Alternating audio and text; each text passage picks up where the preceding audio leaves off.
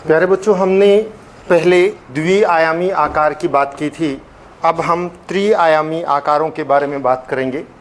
मैं पुनः बता देता हूं कि जो आकार होते हैं वो एक आयामी, द्विआयामी और त्रिआयामी तीनों हो सकते हैं।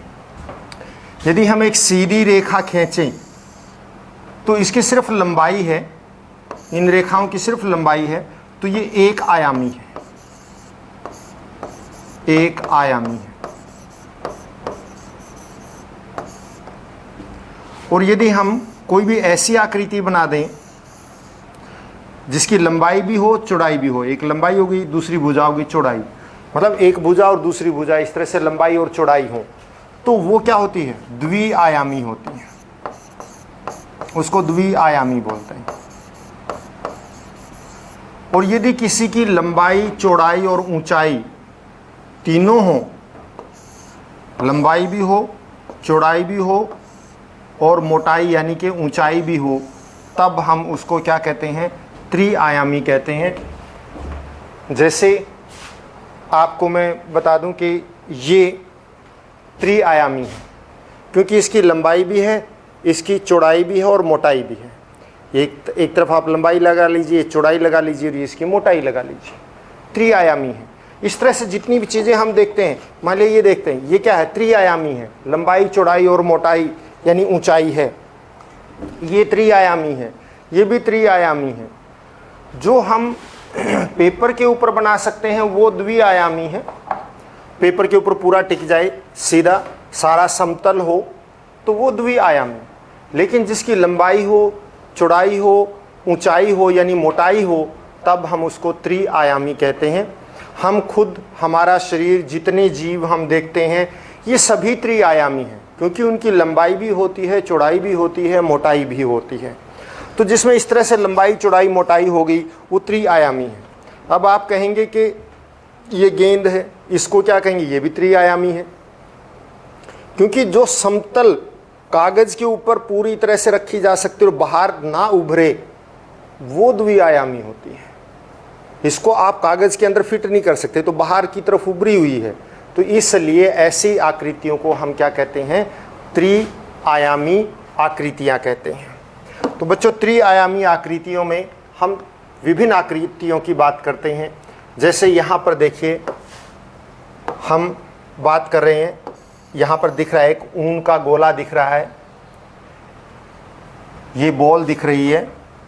तो ऐसी आकृतियाँ, इनको जो इस तरह से गोल होती हैं, बॉल की तरह से, देखिए गोल तो बेटा वृत्त भी हो सकता है, जो पेपर के ऊपर आप का ड्राइंग में या फिर गणित में बनाते हैं वृत्त भी होता है। ये द्विआयामी है क्योंकि इसकी मोटाई नहीं है। और गेंद जो है ये पेपर के ऊपर पूरा फिट नहीं हो सकता, बाहर की तरफ उभरा हुआ होगा। ऐसी आकृति को हम त्रिआयामी कहते हैं। और ये त्रिआयामी इस तरह से गोलाकार, जैसे गेंद है, फुटबॉल है, इस तरह से, ऐसे ये ऊन का गोला है, उनका गोला भी गोल होता है। तो इस तरह से ये गोल आकृतियां जो त्रिआयामी होती हैं, इनको हम गोला कहते हैं। क्या कहते हैं? गोला। और इसकी आकृति को क्या कहते हैं? गोलाकार आकृति। क्या कहलाती है? गोलाकार। आकृति का नाम गोलाकार आकृति। और ऐसी गोल चीजों को हम सब क्या हैं? ये गोले हैं। तो गोलाकार आकृतियां हैं, जो भी हो, चाहे फुटबॉल हो, बहुत बड़ा हो, छोटा हो, चाहे इससे छोटा। आप कंचे आपने देखे हैं, कांच के कंचे खेले भी होंगे शायद, वो भी क्या हैं? गोले हैं। या आपने गेम के अंदर देखा होगा, हाथ गोला फेंका जाता है, वो भी गोला है। फुटबॉल भी एक तरह का गोला है। तो ये गोलाकार आकृतियां हैं। तो ऐसी आकृति जो इस तरह से गोल गेंद की तरह से होंगी, चाहे बड़ी हों या छोटी हों, उन सभी को हम गोलाकार आकृतियां कहते हैं। ऐसी आकृतियां क्या कहलाती हैं? गोलाकार आकृतियां। अब आपने दूसरी देखिए, आपने सॉफ्टी खाई होगी, आइसक्रीम होती है उस सॉफ्टी के अंदर, और वो इस प्रकार से नीचे से एक बिंदु पर मिलती हैं और ऊपर से इस प्रकार से गोल होती हैं। तो ऐसी गोलाकार, ऐसी त्रिभुजाकार गोलाकार आकृति, यानी जिस तरह से ये कागज़ की बनी हुई है, ये देखिए इधर से ये नीचे से गोल है, आप देखिए नीचे से इस तरह से गोल है, ये दिखा रखा है आपको, ये इस तरह से गोल होती है नीचे से, जैसे ये है नीचे से यूँ गोल होगी। और चाहे आप इसको इस तरह से रखिए, चाहे इस तरह से रखिए। आपने बर्थडे कैप देखी होंगी, वो भी है। ऐसी आकृतियों को हम, इस आकृति को हम क्या कहेंगे, इसका नाम है शंकु। क्या नाम है? शंकु। और ऐसी आकृतियों को हम क्या कहते हैं? शंक्वाकार आकृति। शंक्वाकार आकृति। तो अभी तक हमने दो की, एक गोलाकार आकृति, दूसरी शंक्वाकार आकृति। शंकु आपने सॉफ्टी कोन अच्छी तरह से, वो देखिए कीप जो होती है घरों में वो भी लगभग इसी प्रकार की होती है। तो ऐसी कोई भी आकृति हो, या जो बर्थडे कैप होती है वो भी इसी तरह से होती है। तो ऐसी आकृतियों को हम शंक्वाकार आकृतियाँ बोलते हैं। और ये त्रिआयामी है, क्योंकि आप देखिए ये किसी कागज़ के ऊपर रखी नहीं, पूरी तरह से नहीं रखी जा सकती, बाहर की तरफ उभरी होगी। चाहे ऐसे रख दो, चाहे ऐसे रख दो, इसकी मोटाई बाहर की तरफ आएगी। तो ऐसी आकृतियों को हम त्रिआयामी आकृतियाँ कहते हैं, जो गोल गेंद की तरह से होंगी, गोलाकार जो इस तरह सॉफ्टी कोन की तरह से होंगी, उनको हम शंक्वाकार कहते हैं। और इसके अलावा आकृतियाँ देखिए जो इस तरह से होंगी, जिनकी लंबाई, चौड़ाई और मोटाई सब एक बराबर हो, जैसे ये है, इसकी जो लंबाई है, जो एक भुजा, दूसरी भुजा और तीसरी भुजा, 1 2 ये भुजाएं जो है ना, एक तो ये होगी ये लंबाई, इधर चौड़ाई और ये इधर ऊंचाई। तो इनकी सभी भुजाएं जो हैं, चाहे कितनी भुजाएं, ये देख लो चारों, ये भुजा ये दिख रही है, सभी भुजाएं बराबर होती हैं। जब बराबर होती हैं तो ऐसी आकृति को हम घन कहते हैं। क्या कहते हैं? ऐसी आकृति को घन कहते हैं। ऐसी आकृतियां घन कहलाती हैं, जिनकी लंबाई, चौड़ाई और मोटाई बराबर हो, क्या कहलाती हैं? घन। तो ये घन है। देखिए इसकी लंबाई, इसकी जो है मोटाई, इसकी जो है चौड़ाई, सब बराबर हैं, सभी भुजाएं बराबर हैं। मान लिया ये 10 सेंटीमीटर है, तो ये भी 10 है, ये भी 10 है, ये भी 10, सभी भुजाएं 10 10 10 10 सब बराबर हैं। तो ऐसी आकृति को हम क्या कहते हैं? घन। तो आप अपने घर में भी देखिए कि ऐसी कौन कौन सी चीज़ें हैं जो घन की तरह से हों, जिसकी लंबाई, चौड़ाई और मोटाई बराबर हों, तो उनके आप नाम अवश्य लिखेंगे। इसी तरह से ऐसी आकृति जिसकी लंबाई, चौड़ाई और मोटाई अलग अलग हो, है वही चीज़ लेकिन इसकी लंबाई, चौड़ाई और मोटाई अलग अलग हैं। अगर समान है तो घन, और यदि अलग अलग है तो उसको कहते हैं घनाभ। क्या कहते हैं? घनाभ। जिनकी लंबाई, चौड़ाई और मोटाई अलग अलग होगी तब वो कहलाएंगी घनाभ। तो लंबाई, चौड़ाई, मोटाई अलग अलग हो तो घनाभ कहते हैं इसको हम।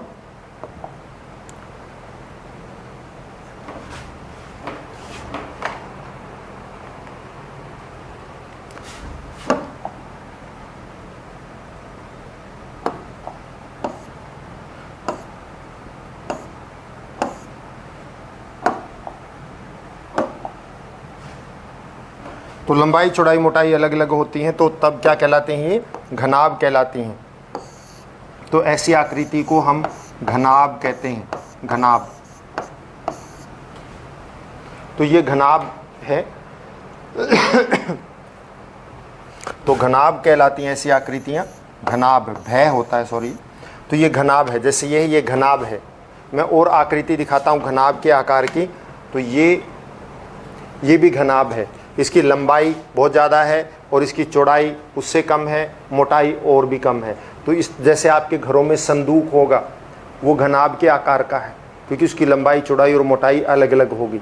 ऐसा संदूक भी हो सकता है जिसकी लंबाई, चौड़ाई और मोटाई एक जैसी हो, तब हम उसको क्या कहेंगे? घन कहेंगे। और जिसकी लंबाई, ये चौड़ाई और ये मोटाई अलग अलग है, तब हम क्या कहेंगे? घनाभ कहेंगे।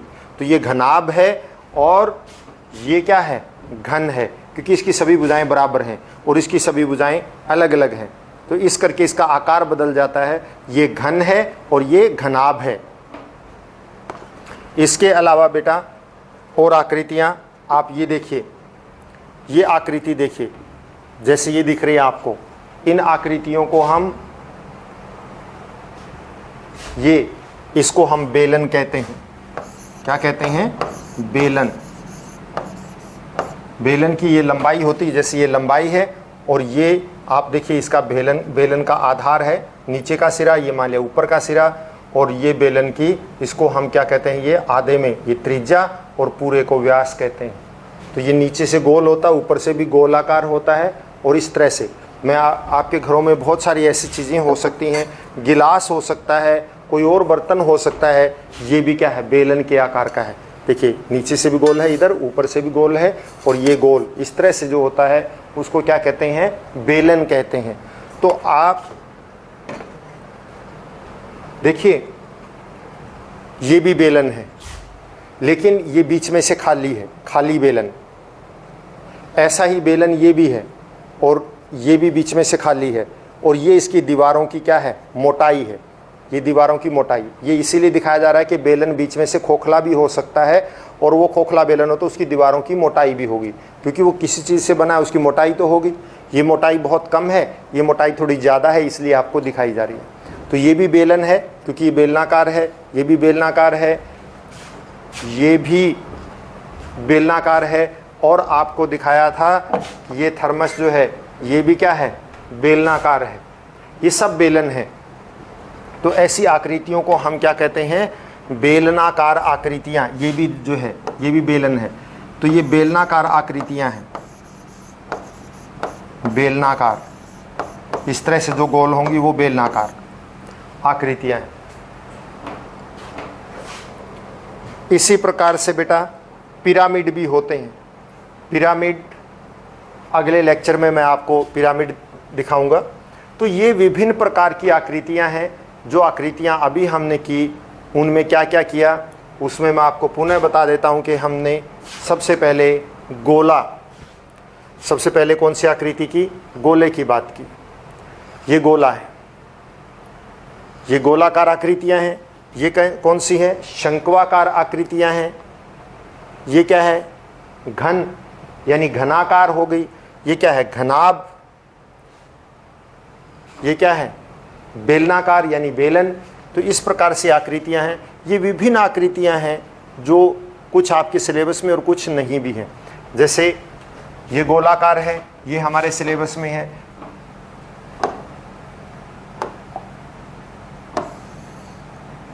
ये गोलाकार हमारे सिलेबस में है।